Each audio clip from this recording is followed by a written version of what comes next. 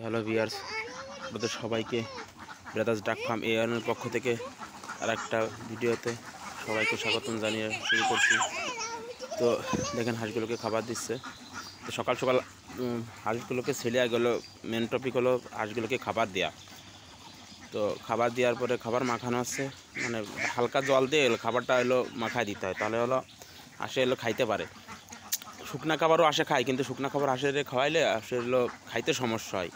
মানে হাঁস গিলে খাইতো, তো গিলে খাইতে গেলে ওদের গলায় বাঁধে। তো এই জন্য খাবারটা ভিজাই দেওয়া হয়। তো আজকে আর একটা বিষয় নিয়ে আপনাদের সঙ্গে কথা বলবো। তা এই যে আমার দুই ছেলে আসছে আজকে খামারে, ওরা আসে। তো ভাই একটা বিষয় নিয়ে কথা বলবো। আসলে গ্রাম ঘাটে ভাই হাঁস খামার করলে যে কি একটা প্রবলেম, তা আসলে বলে বোঝানো যাবে না। আমি একটা শিক্ষিত ছেলে, আমি চাকরি বাদ দিয়ে হাঁস খামারে আসছি, হাঁস পালন করি। তা মানুষ এই যে আমাদের ওই যে ওরে আর আমাকে দুই ভাইরে পাগল বলে। তা আসলে হাঁস খামার করে ভাই পাগলও সাজছি।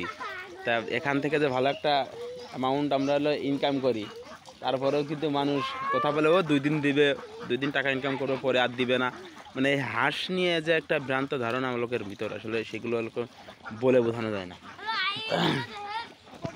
তো ভিউয়ার্স কি আর বলবো, যে হাঁস পালন করে আজ এখন পাগল সাজছে। তাই এখান থেকে যত টাকাই আমি ইনকাম করি না কেন, মানুষের মনে রেখে যে একটা ভ্রান্ত ধারণা, সে গ্রামের লোকদের আসলে এগুলো বোঝানো যায় না।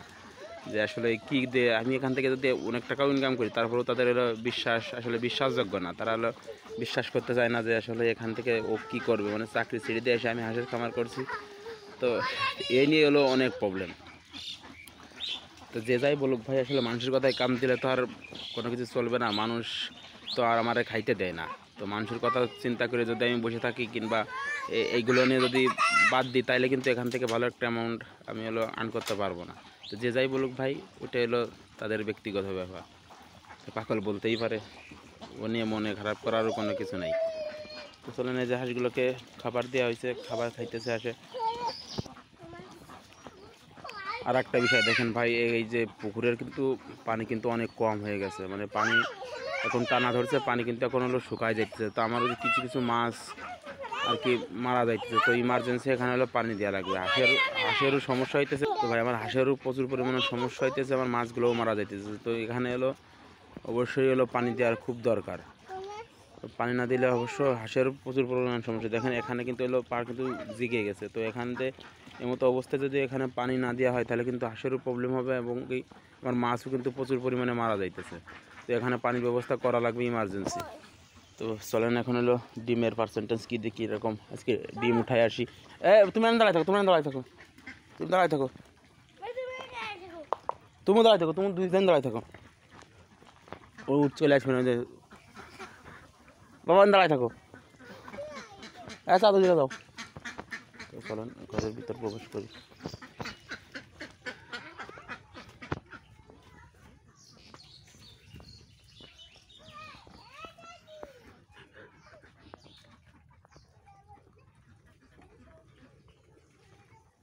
দেখেন ডিম এখানেই বেশি পড়ে। এখানে খ্যাট দিয়ে রাখার জন্য ডিমগুলো আসলে এখানে পড়ে, ওখানে পড়ে। ডিমের পরিমাণ কী দিয়ে কেমন আসলে বলা যাচ্ছে না।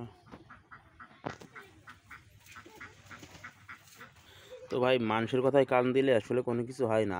যে যা করবেন মনের থেকে করবেন। তো শুধু হাঁস খাবার যে করতে হবে এমন কোনো কিন্তু না।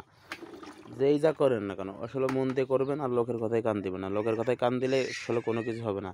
কে কী বললো কেউ আপনারা কিন্তু, আপনি না খেয়ে থাকলে কেউ কিন্তু আপনারা এসে খাইতে দিবে না। তো গ্রামের লোকজন আসলে এরকমই। বা ইঁদুরের জন্যই বিশাল প্রবলেম হইতেছে। মানে ইঁদুরে আসলে মারাত্মক সমস্যা হতো। মানে এখানে আপনার একটা ভিডিওতে আমি দেখাইছি ইঁদুরে কী পরিমাণ ক্ষতি করছে। তারপরেও ঘরের ভিতরে ডিমের মানে ডিম পাড়তে যায়, এখানে ভিতরে খাবার দেওয়া হয়, যার জন্য ইঁদুরে কিন্তু প্রচুর পরিমাণে প্রবলেম করতেছে। মানে সব জায়গাতে ইঁদুরের গাড়ি হয়েছে। তো এগুলো তো ভিউয়ার্স বলবো, মানুষের কথায় কোনো কান দেবেন না। যা বলতেছিলাম, যে আপনারা শুধু এই হাঁস খামারি না, যে যাই করবেন না কেন মন থেকে করবেন, অবশ্যই সেখান থেকে সফলতা অবলম্বন করতে পারবেন। যদি হাঁস খামার করা লাগবে এমন কোনো কিছু না। তো আপনি উপরে যখন মানুষ দেখবে যে আপনি উপরের দিকে উঠে যাচ্ছেন, তখনই কিন্তু মানুষ আপনাকে টেনে নামানোর চিন্তা ভাবনা করবে। তা আসলে ওই একটা কথা বলে না, বাংলাদেশের কিন্তু জাতীয় খেলায় কিন্তু হাডুডু। এত দেশে এত জাতীয় খেলা আছে, কিন্তু আমাদের বাংলাদেশের জাতীয় খেলা কি হাডুডু, যা কি হলো একজন যাবে 5 জনের তার ঠ্যাং ধরে টেনে নিচে মন নামাবে। তা এইটাই হলো বাংলাদেশের রীতিনীতি। তা বাংলাদেশের প্রেক্ষাপটে তো ওটা কোনো বিষয় না, লোকে যে যা বলে বলুক সেটা কিছু যায় আসে না। এই যে সকালবেলা এসে প্রতিদিন এরকম করে ডিম উঠাই, ডিম বিক্রি করি, হাঁসের খাবার নিয়ে আসি, আরও প্রচুর পরিমাণে টাকা থেকে যায়। তো মাসে 40-45 হাজার টাকা ইনকাম করা কোনো বিষয় না। তো আমি মনে করি যারা শিক্ষিত তরুণ আছেন তো অবশ্যই যে যা করবেন বুঝে শুনে করবেন। আর বর্তমানে ভাই বাংলাদেশে টাকা ইনকাম করা কোনো বিষয়ই না, কিন্তু যদি মাথা খাটানো যায় তো অবশ্যই কিন্তু টাকা ইনকাম করা যায়। আর আপনি যদি মাথা নাই খাটাতে পারেন তাহলে তো আসলে ইনকাম আপনি কিভাবে করবেন? শুধু চিন্তা ভাবনা করতেছেন যে এইটা করব ওইটা করব, তো এইটা ওইটা করতে করতেই কিন্তু আপনার বেলা শেষ হয়ে যাবে, আপনি কোনো কিছু করতে পারবেন না। যা কিছু করবেন খুব দ্রুতই করবেন, মানে দ্রুত করবেন, আর শুধু ব্রেন খাটাবেন যে আসলে কীভাবে উন্নতি করা যায়। একটা কিছু করলে সেটা নিয়ে আপনি যদি ভাবা চিন্তা করেন তো অবশ্যই সেটা নিয়ে আপনি লাভবান হতে পারবেন। তার একটা জিনিস করে যদি আপনি তার খেয়াল না নেন, যত্ন না নেন, তাহলে কিন্তু কখনো সেটা থেকে আপনি ভালো ফলাফল পাবেন না। তো এটাই ভাই, আসলে যে যাই করেন না কেন সেটার প্রতি ভালোবাসা এবং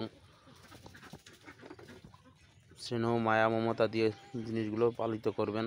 শুধু হাঁস না, আমি বারবার বলছি হাঁস না, যদি আপনার গরুর খামার থেকে আপনি গরুগুলোকে যত্ন করে লালন পালন করবেন, যদি আপনার মুরগির থাকে মুরগির ভালো করে, যদি কোয়েল থাকে কোয়েলের ভালো করে করবেন। তো যে যেটাই করেন না কেন মন থেকে করলে অবশ্যই সেটা থেকে আপনারা অবশ্যই বেনিফিট পাইতে পারেন। তো ভাই ভিডিও আর লম্বা করব না, লোকজনের খুব পাগল বলতেছে তো বর্তমান, সেই জন্য আজকে ভিডিওটা করা। যে আসলে এই যে এগুলো কি পাগলের লক্ষণ? পাগল হলে কি কখনো এরকম বালতি বালতি ডিম কি আমি পেতাম ভাই বলেন? পাগল হলে কি এই খামার থেকে বালতি বালতি ডিম কি পাওয়া সম্ভব ছিল কন?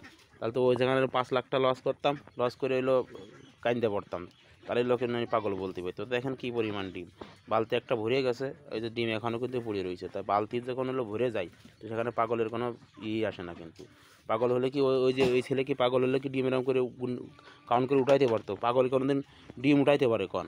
ও তো ভাঙিয়ে চুরে নষ্ট করে ফেলতো। তো অর্থাৎ আমরা পাগল না, লোকে যে যাই বলে বলুক, ওটা হলো ওরাই পাগল, মানে যে যারা বোঝে না ওগুলোই তারাই হলো পাগল।